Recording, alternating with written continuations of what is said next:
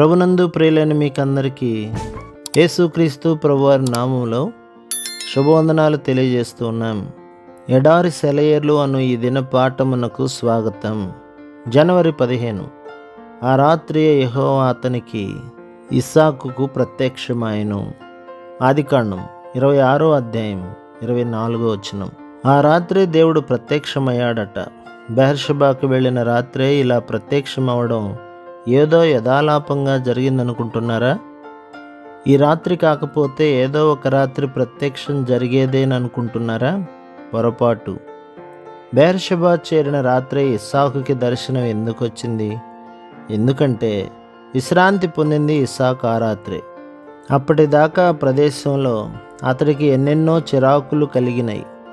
బావి గురించి దెబ్బలాడటంలాంటి చిన్న చిన్న చిరాకులు వచ్చినాయి. చిన్న చిన్న విషయాల గురించి పోట్లాటలంత చిరాకు మరేదీ లేదు. ముఖ్యంగా ఇలాంటివి ఒకదాని వెంట ఒకటి పోగవుతూ ఉంటే అది మరీ చిరాకు. ఇస్సాకుకి ఇది అనుభవంలోకి వచ్చింది.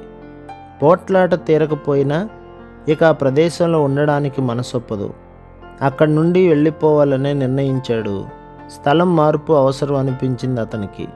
తనకి తలనొప్పి కలిగించిన కబ్జాల తలెత్తిన చోట నుండి దూరంగా వెళ్ళిపోయి తన గుడారాన్ని వేసుకున్నాడు. ఆ రాత్రి దర్శనం వచ్చింది. మనసు ఏమీ అల్లకొల్లాలు లేకుండా ఉన్నప్పుడే దేవుడు మాట్లాడతాడు. మనసంతా చిరాకుగా ఉంటే ఆయన స్వరం వినపడదు. ఆత్మలో నిశ్శబ్దం కావాలంటుంది దేవుని స్వరం. ఆత్మ నలుమూలలా నెమ్మది పరుచుకున్న తర్వాతే దేవుని సన్నిధి ఇస్సాకు చెవులకు సోకింది. నిశ్చలమైన ఆకాశమే నక్షత్రాలు కనిపించే ఆకాశం. ఓరక నిలుచుండి చూడు. ఈ మాటలను ఎప్పుడైనా నీ హృదయం ధ్యానించిందా? ఆందోళన చెంది ఉన్న వేళ నీ ప్రార్థనలకు వచ్చే జవాబు కూడా నీకు వినిపించదు. ప్రార్థన చేసిన తర్వాత చాలా కాలానికి జవాబు వచ్చినట్టు నీకెప్పుడూ అనిపించలేదా?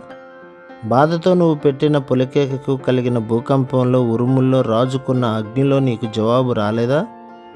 నీ ఆక్రందనలు అంతమయ్యాక, నిశ్శబ్దం అలుముకున్నాక, నువ్వు తలుపు తట్టడం చాలించుకున్నాక, ఇతరుల గురించి నీ ఆవేదనలో నీకు కలిగిన దుఃఖాన్ని నువ్వు మర్చిపోయిన తర్వాత నువ్వెప్పుడో ఎదురు చూసిన జవాబు వస్తుంది.